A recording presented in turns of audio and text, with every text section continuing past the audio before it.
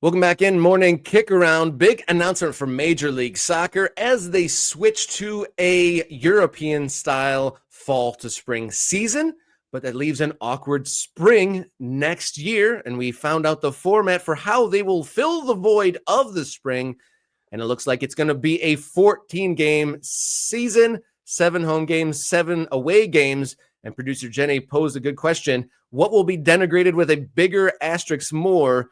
Columbus Crew's bubble season or the 2027 sprint season?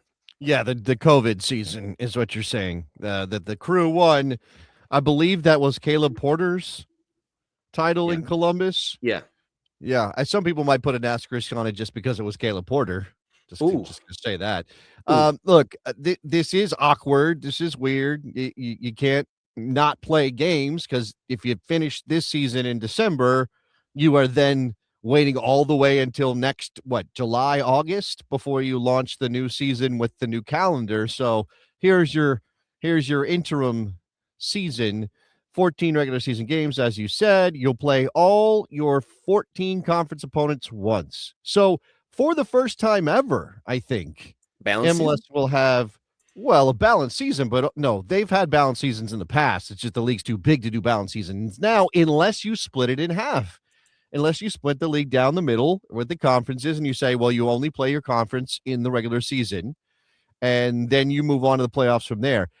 I don't think that is probably going to be the way of the future. There's a part of my brain, Rob, it's the OCD part, it's the I like symmetry part that goes, man, we should just do this in the regular. Once we get back to a full season, we should be doing in-conference games and then but you go American League, National League, old style baseball, but then you never get, games with LA and New York or Miami playing LA or things like that during the regular season, and you wouldn't be guaranteed those in the playoffs. So I don't know that would work out. I don't know that it's a good thing for MLS, but you're right that there will be an asterisk on this title for whoever wins this one.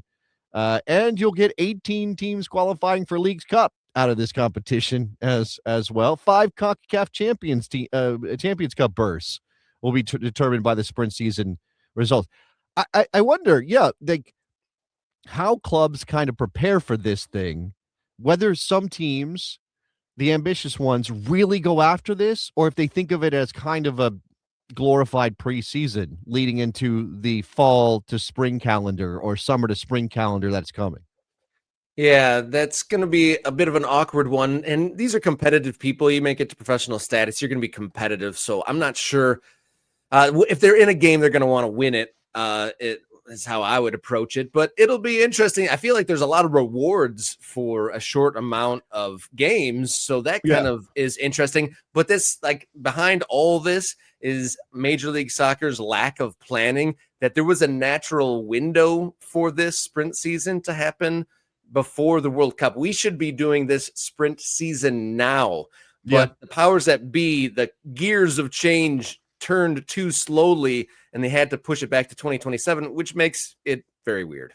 Yeah, it does. I mean, this also comes on the heels of the announcements last week, or maybe earlier this week, of the calendar for the playoffs this year. There will not be a break for the international November window. They're going to squeeze everything in post-November window, which means, we don't have that slowdown of the momentum. I'm excited about that. It is, I think we maybe talked about it a little bit, Rob. I don't remember it, but it was literally like the knockout playoff game goes into the best of 3 series in 3 days, and then you're playing the best of 3 over a week, and then you're going straight into the one-off conference of semis and conference finals, and then MLS Cup finals on a Friday night. It's on a Friday night for reasons that nobody quite understands. So that MLS is doing a lot of weird stuff right now. Outside of our childhood Friday night TGIF programming, isn't Friday night usually where they put stuff like a quirky thing that isn't necessarily guaranteed to get ratings? That's kind of a filler spot. It's Saturday and Sundays are the traditional big primetime match slots. So yeah, Friday's not like a big event night. No. We don't really do our there's National no NFL playoff games on Friday night. Although I do think one thing that was mentioned with that MLS schedule is that the national or the college football playoffs will be going on during that period, or you're getting to those or something. So, and I obviously, honestly, the way that college football works, I'm still catching up. Like things have changed so dramatically that I'm still catching up. But there may be some counter programming and trying to figure out a way around. NFL games obviously happening on the weekend as well. And when you're in December, like when you're in December, again, college football playoffs, NFL regular season, getting ready for the playoffs. So yeah, there's lots of stuff.